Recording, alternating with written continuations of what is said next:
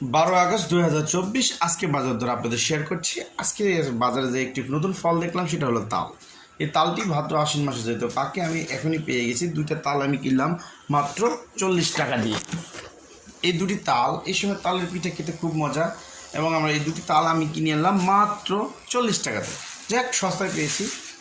আর আরও কিছু পণ্য কিনেছি, সেটা হলো পটল। 1 কেজি পটল মাত্র 40 টাকা দিয়ে কিনছি আজকে। 40 টাকা 1 কেজি পটল। আর পেঁপে পেঁপে কিনা হয়েছে। পেঁপে হলো সাইজটা দেখুন, একবার টাটকা পেঁপে, আঠা বেরোচ্ছে এখনও, মাত্র 30 টাকা কেজি। 30 টাকা কেজি। তো আগের বাজার দর এবং এখনকার বাজার দরের সঙ্গে আপনারা কম্পেয়ার করুন। আগে কম ছিল না এখন কম, না কি, কমেন্টসে জানাবেন। ধন্যবাদ।